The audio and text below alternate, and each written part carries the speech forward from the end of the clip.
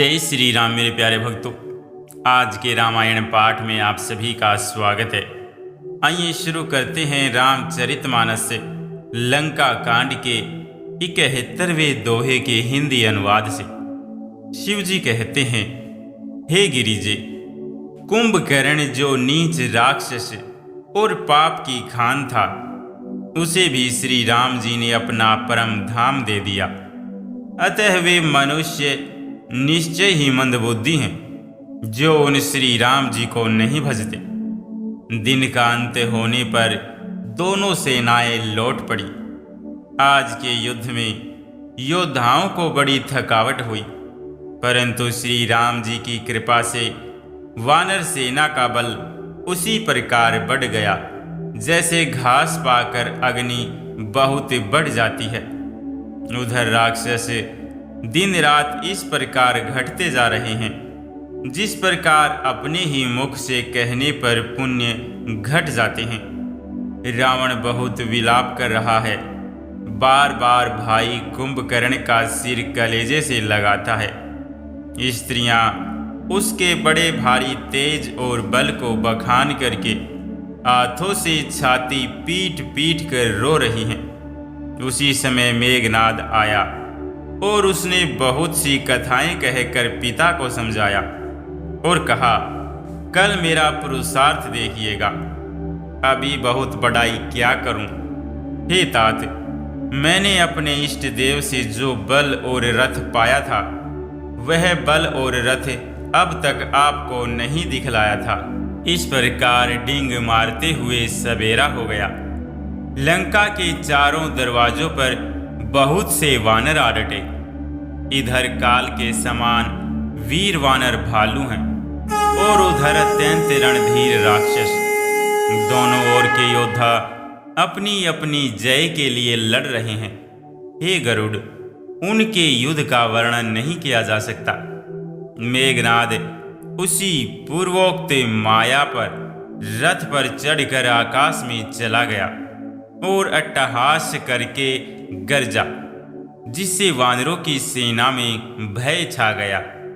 वह शक्ति, शूल, तलवार, कृपाण आदि अस्त्र शस्त्र एवं वज्र आदि बहुत से आयुध चलाने तथा फर से परीघ पत्थर आदि डालने और बहुत से बाणों की वृष्टि करने लगा। आकाश में दसों दिशाओं में बाण छा गए, मानो मघा नक्षत्रों के बादलों ने झड़ी लगा दी हो। पकड़ो पकड़ो मारो, ये शब्द कानों से सुनाई पड़ते हैं, पर जो मार रहा है उसे कोई नहीं जान पाता। पर्वत और वृक्षों को लेकर वानर आकाश में दौड़ कर जाते हैं, पर उसे देख नहीं पाते। इससे दुखी होकर लौट आते हैं। मेघनाद ने माया के बल से अटपटी घाटियों, रास्तों और पर्वत कंदराओं को बाणों के पिंजरे बना दिए, बाणों से छा दिया। अब कहाँ जाए, यह सोचकर रास्ता न पाकर वानर व्याकुल हो गए, मानो पर्वत इंद्र की कैद में पड़े हों। मेघनाद मारुति, हनुमान, अंगद, नल और नील आदि सभी बलवानों को व्याकुल कर दिया। फिर उसने लक्ष्मण जी, सुग्रीव और विभीषण को बाणों से मारकर उनके शरीर को छलनी कर दिया। फिर वह श्री रघुनाथ जी से लड़ने लगा। वह जो बाण छोड़ता है वे सांप होकर लगते हैं, जो स्वतंत्र, अनंत एवं अखंड और निर्विकार हैं। वे खर के शत्रु श्री राम जी लीला से नागपाश के वश में हो गए, उससे बंध गए। श्री रामचंद्र जी सदा स्वतंत्र एवं अद्वितीय भगवान हैं। वे नट की तरह अनेकों प्रकार के दिखावटी चरित्र करते हैं। रण की शोभा के लिए प्रभु ने अपने को नागपाश में बंधा लिया, किंतु उससे देवताओं को बड़ा भय हुआ। शिव जी कहते हैं, हे गिरिजे, जिनका नाम जप कर मुनि जन्म मृत्यु के फांसी को काट डालते हैं, वे सर्वव्यापक और विश्व निवास, विश्व के आधार प्रभु कहीं बंधन में आ सकते हैं। हे भवानी, श्री राम जी की इस सगुण लीला के विषय में बुद्धि और वाणी के बल से निर्णय नहीं किया जा सकता। ऐसा विचार कर जो तत्वज्ञानी और विरक्त पुरुष हैं, वे सब शंका छोड़कर राम जी का भजन ही करते हैं। मेघनाद ने सेना को व्याकुल कर दिया। फिर वह प्रकट हो गया और दुर्वचन कहने लगा। इस पर जामवान ने कहा, अरे दुष्ट, खड़ा रह। यह सुनकर उसे बड़ा क्रोध बढ़ा। अरे मूर्ख, मैंने बूढ़ा जानकर तुमको छोड़ दिया था। अरे अधम, अब तू मुझी को ललकारने लगा है। ऐसा कहकर उसने चमकता हुआ त्रिशूल चलाया।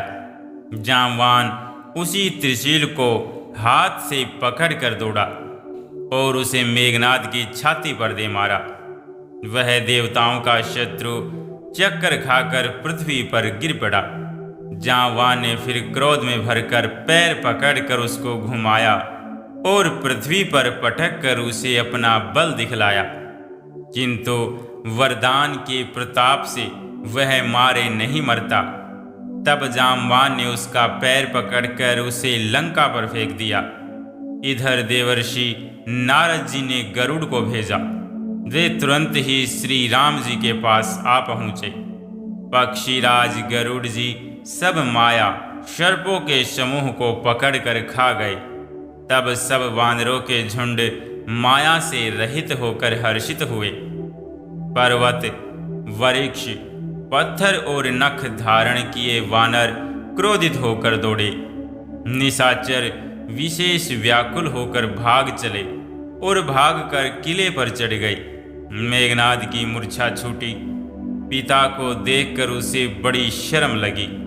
मैं अजय होने का यज्ञ करूं, ऐसा मन में निश्चय करके वह तुरंत श्रेष्ठ पर्वत की गुफा में चला गया।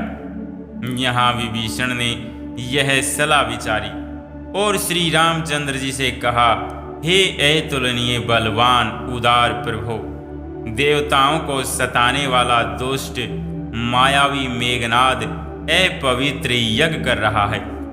हे प्रभु, यदि वह यज्ञ सिद्ध हो पाएगा तो हे नाथ, फिर मेघनाद जल्दी जीता न जा सकेगा।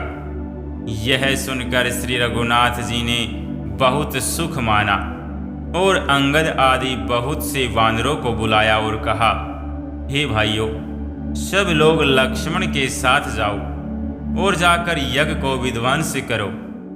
हे लक्ष्मण, संग्राम में तुम उसे मारना। देवताओं को भयभीत देखकर उसे बड़ा दुख है। हे भाई सुनो, उसको ऐसे बल और बुद्धि के उपाय से मारना जिससे निशाचर का नाश हो। हे जामवान, सुग्रीव और विभीषण, तुम तीनों जने सेना समेत इनके साथ रहना। इस प्रकार जब श्री रघुवीर ने आज्ञा दी, तब कमर में तरकस कसकर और धनुष सजाकर रणधीर श्री लक्ष्मण जी प्रभु के प्रताप को हृदय में धारण करके मेघ के समान गंभीर वाणी बोले, यदि मैं आज उसे बिना मारे आऊं तो श्री रघुनाथ जी का सेवक न कहलाऊं। यदि सैकड़ों शंकर भी उसकी सहायता करें तो भी श्री रघुवीर की दुहाई है, आज मैं उसे मार ही डालूंगा। श्री रघुनाथ जी के चरणों में सिर नवाकर शेष अवतार श्री लक्ष्मण जी तुरंत चले।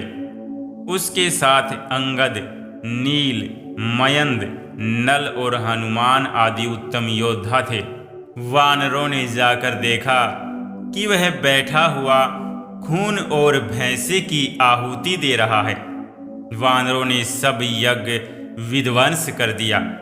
फिर भी जब वह नहीं उठा तब वे उसकी प्रशंसा करने लगे। इतने पर भी वह न उठा तब उन्होंने जाकर उसके बाल पकड़े और लाते मार मार कर वे भाग चले। वह त्रिशूल लेकर दौड़ा। तब वानर भागे और वहां आ गए जहां आगे लक्ष्मण जी खड़े थे। वह अत्यंत क्रोध का मारा हुआ आया और बार बार भयंकर शब्द करके गरजने लगा। मारुति, हनुमान और अंगद क्रोध करके दौड़े। उसने छाती में त्रिशूल मारकर दोनों को धरती पर गिरा दिया। फिर उसने प्रभु श्री लक्ष्मण जी पर प्रचंड त्रिशूल छोड़ा। श्री लक्ष्मण जी ने बाण मारकर उसके 2 टुकड़े कर दिए। हनुमान जी और युवराज अंगद फिर उठकर क्रोध करके उसे मारने लगे, पर उसे चोट न लगी। शत्रु मेघनाद मारे नहीं मरता, यह देखकर जब वीर लौटे तब वह घोर चिंगाड़ करके दौड़ा। उसे क्रुद्ध काल की तरह आता देखकर लक्ष्मण जी ने भयानक बाण छोड़े। वज्र के समान बाणों को आते देखकर वह दुष्ट तुरंत अंतर्ध्यान हो गया और फिर भांति भांति के रूप धारण करके युद्ध करने लगा। वह कभी प्रकट होता था और कभी छिप जाता था। शत्रु को पराजित न होता देखकर वानर डर गए। तब सर्पराज शेष जी, लक्ष्मण जी बहुत ही क्रोधित हुए। लक्ष्मण जी ने मन में यह विचार दृढ़ किया कि इस पापी को मैं बहुत खेला चुका, अब और अधिक खेलाना अच्छा नहीं। अब तो इसे समाप्त ही कर देना चाहिए। कौशलपति श्री राम जी के प्रताप का स्मरण करके लक्ष्मण जी ने वीरोचित दर्प करके बाण का संधान किया। बाण छोड़ते ही उसकी छाती के बीच में लगा। मरते समय उसने सब कपट त्याग दिया। राम के छोटे भाई लक्ष्मण कहाँ हैं? राम कहाँ है? ऐसा कहकर उसने प्राण छोड़ दिए। अंगद और हनुमान कहने लगे, तेरी माता धन्य है, धन्य है, जो तू लक्ष्मण जी के हाथों मरा और मरते समय श्री राम लक्ष्मण को स्मरण करके तूने उनके नामों का उच्चारण किया। हनुमान जी ने उसको बिना ही परिश्रम के उठा लिया और लंका के दरवाजे पर रखकर वे लौट आए। उसका मरना सुनकर देवता और गंधर्व आदि सब विमानों पर चढ़कर आकाश में आए। वे फूल बरसा कर नगाड़े बजाते हैं और श्री रघुनाथ जी का निर्मल यश गाते हैं। हे अनंत, आपकी जय हो। हे जगदाधार, आपकी जय हो। हे प्रभु, आपने सब देवताओं का उद्धार किया। देवता और सिद्ध स्तुति करने चले गए। तब लक्ष्मण जी कृपा के समुद्र श्री राम जी के पास आए। रावण ने ज्यों ही पुत्र का वध समाचार सुना, त्यों ही वह मूर्छित होकर पृथ्वी पर गिर पड़ा। मंदोदरी छाती पीट पीट कर और बहुत प्रकार से पुकार पुकार कर बड़ा भारी विलाप करने लगी। नगर के सब लोग शोक से व्याकुल हो गए। सभी रावण को नीच कहने लगे। तब रावण ने सब स्त्रियों को अनेकों प्रकार से समझाया कि समस्त जगत का यह दृश्य रूप नाशवान है। हृदय में विचार कर देखो। रावण ने उनको ज्ञान का उपदेश किया। वह स्वयं तो नीच है, पर उसकी कथा शुभ और पवित्र है। दूसरों को उपदेश देने में तो बहुत लोग निपुण होते हैं, पर ऐसे लोग अधिक नहीं हैं जो उपदेश के अनुसार आचरण भी करते हैं। रात बीत गई, सवेरा हुआ। रीछ वानर फिर चारों दरवाजों पर जा डटे। योद्धाओं को बुलाकर दशमुख रावण ने कहा, लड़ाई में शत्रु के सम्मुख जिसका मन डांवाडोल हो, अच्छा है वह अभी भाग जाए। युद्ध में जाकर विमुख होने भागने में भलाई नहीं है। मैंने अपनी भुजाओं के बल पर वैर बढ़ाया है। जो शत्रु चढ़ आया है उसको मैं अपने ही उत्तर दे लूंगा। ऐसा कहकर उसने पवन के समान तेज चलने वाला रथ सजाया और जुझाऊ लड़ाई के बाजे बजने लगे। सब अतुलनीय बलवान वीर ऐसे चले मानो काजल की आंधी चली हो। उस समय संख्य अब शकुन होने लगे, पर अपनी भुजाओं के बल का बड़ा गर्व होने से रावण उन्हें गिनता नहीं है। अत्यंत गर्व के कारण वह शकुन अपशकुन का विचार नहीं करता। हथियार हाथों से गिर रहे हैं, योद्धा रथ से गिर पड़ते हैं, घोड़े हाथी साथ छोड़कर चिंघाड़ते हुए भाग जाते हैं। सयार गीद कौवे और गधे शब्द कर रहे हैं, बहुत अधिक कुत्ते बोल रहे हैं। उल्लू ऐसे अत्यंत भयानक शब्द कर रहे हैं मानो काल के दूत हों, मृत्यु का संदेशा सुना रहे हों। जो जीवों के द्रोह में रत है, मोह के वश हो रहा है, राम विमुख है और कामासक्त है, उसको क्या कभी शौवन में भी संपत्ति, शुभ शकुन और चित्त की शांति हो सकती है। राक्षसों की अपार सेना चली, चतुरंगिणी सेना की बहुत सी टुकड़ियां हैं, अनेकों प्रकार के वाहन, रथ और सवारियां हैं तथा बहुत से रंगों की अनेकों पताकाएं और ध्वजाएं हैं। मत वाले हाथियों के बहुत से झुंड चले, मानो पवन से प्रेरित हुए वर्षा ऋतु के बादल हों। रंग बिरंगे बाना धारण करने वाले वीरों के समूह हैं, जो युद्ध में बड़े सूरवीर हैं और बहुत प्रकार की माया जानते हैं। अत्यंत विचित्र फौज शोभित है, मानो वीर वसंत ने सेना सजाई हो। सेना के चलने से दिशाओं के हाथी डिगने लगे, समुद्र क्षुब्ध हो गए और पर्वत डगमगाने लगे। इतनी धूल उड़ी कि सूर्य छिप गए, फिर सहसा पवन रुक गया और पृथ्वी अकुला उठी। ढोल और नगाड़े भीषण ध्वनि से बज रहे हैं, जैसे प्रलय काल के बादल गरज रहे हों। भेरी नफीरी और सहनाई में योद्धाओं को सुख देने वाला मारू राग बज रहा है। सब वीर सिंहनाद करते हैं और अपने बल पौरुष का बखान कर रहे हैं। रावण ने कहा, हे उत्तम योद्धाओं, सुनो, तुम रीछ वानरों के ठट्ट को मसल डालो और मैं दोनों राजकुमार भाइयों को मारूंगा। ऐसा कहकर उसने अपनी सेना सामने चलाई। जब सब वानरों ने यह खबर पाई, तब वे श्री रघुवीर की दुहाई देते हुए दौड़े। वे विशाल और काल के समान कराल वानर भालू दौड़े, मानो पंख वाले पर्वतों के समूह उड़ रहे हों। वे अनेक वर्णों के हैं, नख दांत पर्वत और बड़े बड़े वृक्ष ही उनके हथियार हैं। वे बड़े बलवान हैं और किसी का भी डर नहीं मानते। रावण रूपी मत वाले हाथी के लिए सिंह रूप श्री राम जी का जय जयकार करके वे उनके सुंदर यश का बखान करते हैं। दोनों ओर के योद्धा जय जयकार करके अपनी अपनी जोड़ी जान चुनकर इधर उधर श्री रघुनाथ जी का और उधर रावण का बखान करके परस्पर भिड़ गए। रावण को रथ पर और श्री रघुवीर को बिना रथ के देखकर विभीषण अधीर हो गए। प्रेम अधिक होने से उनके मन में संदेह हो गया कि वे बिना रथ के रावण को कैसे जीत सकेंगे। श्री राम जी के चरणों की वंदना करके वे स्नेहपूर्वक कहने लगे, हे नाथ, आपके न रथ है, न तन की रक्षा करने वाला कवच है और न जूते ही हैं। वह बलवान वीर रावण किस प्रकार जीता जाएगा।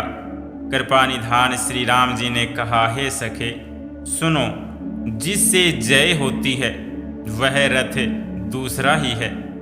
शौर्य और धैर्य उस रथ के पहिए हैं, सत्य और शील उसकी मजबूत ध्वजा और पताका है। बल, विवेक, इंद्रियों का वश में होना और परोपकार, ये चार उसके घोड़े हैं, जो क्षमा, दया और क्षमता रूपी डोरी से रथ में जोड़े हुए हैं। ईश्वर का भजन ही उस रथ को चलाने वाला चतुर सारथी है। वैराग्य ढाल है और संतोष तलवार है। दान फरसा है, बुद्धि प्रचंड शक्ति है। श्रेष्ठ विज्ञान कठिन धनुष है। निर्मल, पाप रहित और अचल यानी शिथिर मन तरकस के समान है। मन का वश में होना, यम और नियम से ये बहुत से बाण हैं। ब्राह्मणों और गुरु का पूजन अभेद कवच है। इसके समान विजय का दूसरा उपाय नहीं है। हे सखे, ऐसा धर्ममय रथ जिसके हों, उसके लिए जीतने को कहीं शत्रु ही नहीं है। हे धीर बुद्धि वाले सखा, सुनो, जिसके पास ऐसा दृढ़ रथ हो, वह वीर संसार जन्म मृत्यु रूपी महान दुर्जय शत्रु को भी जीत सकता है।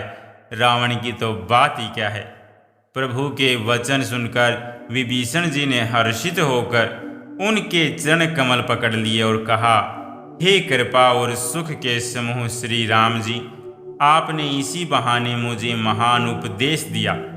उधर से रावण ललकार रहा है और इधर से अंगद और हनुमान, राक्षस और रीछ वानर अपने अपने स्वामी की दुहाई देकर लड़ रहे हैं। ब्रह्मा आदि देवता और अनेकों सिद्ध तथा मुनि विमानों पर चढ़े हुए आकाश से युद्ध देख रहे हैं। शिव जी कहते हैं, हे उमा, मैं भी उस समाज में था और श्री राम जी के रणरंग रणोत्सव की लीला देख रहा था। दोनों ओर के योद्धा रण रस में मत वाले हो रहे हैं। वानरों को श्री राम जी का बल है, इससे वे जयशील हैं, जीत रहे हैं। एक दूसरे से भिड़ते हैं और ललकारते हैं और एक दूसरे को मसल मसल कर पृथ्वी पर डाल देते हैं। वे मारते, काटते, पकड़ते और पछाड़ देते हैं और सिर तोड़कर उन्हीं सिरों से दूसरों को मारते हैं। पेट फाड़ते हैं, भुजाएं उखाड़ते हैं और योद्धाओं को पैर पकड़कर पृथ्वी पर पटक देते हैं। राक्षस योद्धाओं को भालू पृथ्वी में गाड़ देते हैं और ऊपर से बहुत सी बालू डाल देते हैं। युद्ध में शत्रुओं से विरुद्ध हुए वीर वानर ऐसे दिखाई पड़ते हैं मानो बहुत से क्रोधित काल हों। क्रोधित हुए काल के समान वे वानर खून बहते हुए शरीरों से शोभित हो रहे हैं। वे बलवान वीर राक्षसों की सेनाओं के योद्धाओं को मसलते और मेघ की तरह गरजते हैं।